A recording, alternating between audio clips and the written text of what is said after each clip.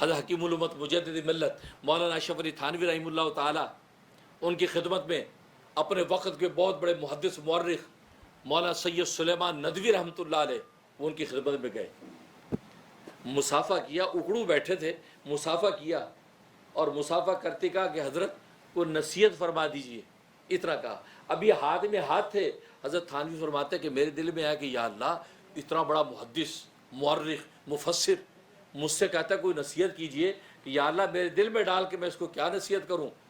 تو فوراً دل میں اللہ نے ڈالا، میں نے کہا کہ مولانا ہمارے یہ طریقے تصوف، ہمارے اس طریق کی ابتدا اور انتہا اپنے آپ کو مٹانا ہے۔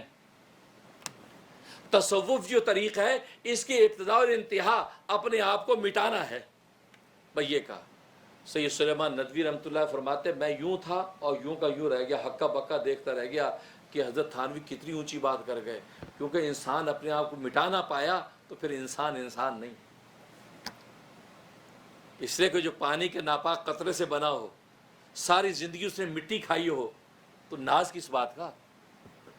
آپ کیا کھاتے ہیں؟ ساری زندگی مٹی کھاتے ہیں۔ بچہ مٹی کھائے تو آپ اس کے تماچا لگاتے ہیں، نالائق مٹی کھا رہا ہے۔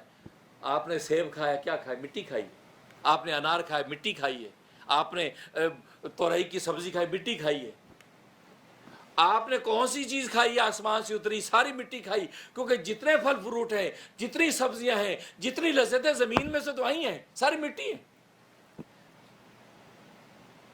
آپ کی لوکی کی سبزی مٹی، آپ کے کریلے کی سبزی مٹی، ہر چیز مٹی میں سے تو آئی۔ آپ جتنی لذتیں حاصل کر رہے ہیں، کیسے مشروبات لذیذ پھر کہاں سے ہیں؟ مٹی میں سے تو آئے۔ آپ کی یہ سائنس اور ٹیکنالوجی کی ساری ترقیاں، یہ کیمرے کی طاقتیں، یہ کیمرے کی آنکھوں کی طاقت کہاں سے ہیں؟ مٹی میں سے تو آئیں۔ یہ لاؤڈ سپیکر کی قوتیں یہ کہاں سے ہیں؟ مٹی میں سے تو آئیں۔ یہ سارے انسٹرومنٹ کہاں سے بنے؟ مٹی میں سے تو بنے ہیں۔ آپ بڑے بڑے مکانات بنا رہے ہیں، بڑے بڑے شتیر لگا رہے ہیں، بڑی بڑی خوبصورت لکڑی کے دروازے کر رہے ہیں، قائم کر رہے ہیں۔ لکڑی کہاں سے؟ مٹی میں سے تو آئی۔ دیواریں کہاں سے؟ مٹی میں سے تو آئی۔ پتھر کہاں ہے؟ مٹی میں۔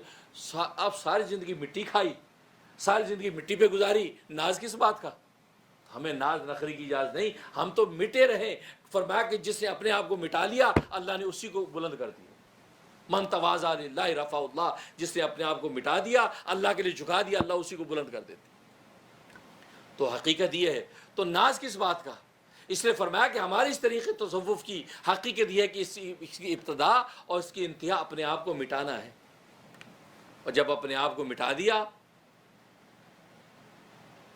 حضرت تھانوی فرماتے ہیں کہ اگر یہ امتحان لینا ہو کہ یار میں اپنے آپ کو کتنا مٹا چکا ہوں، اس کا طریقہ یہ کہ گھر سے جیسے باہر نکلے، جیسے پہلے شخص پہ نظر پڑے تو اس کو اپنے آپ سے افضل سمجھو کہ تمہیں تواضع کی اور فنائیت کی حقیقت حاصل ہو رہی۔ گھر سے باہر نکلتے جس شخص پہ آپ کی نظر پڑے، نظر پڑتی آپ سوچے یہ مجھ سے افضل ہے، مجھ سے بہتر ہے، بھلے وہ گناہ گار ہی کیوں نہ ہو، بھلے برے حال میں کیوں نہ ہو، بھلے کہ جانور اور کتے کا بلہ ہی کیوں نہ ہو، آپ یہ سوچیں مجھ سے افضل ہے، اس لیے کہ اس کتے کے بلے کو تو آخرت میں کوئی عذاب نہیں ہوگا، میں آخرت میں پکڑا جاؤں، اس کو بھی اپنے سے افضل سمجھے۔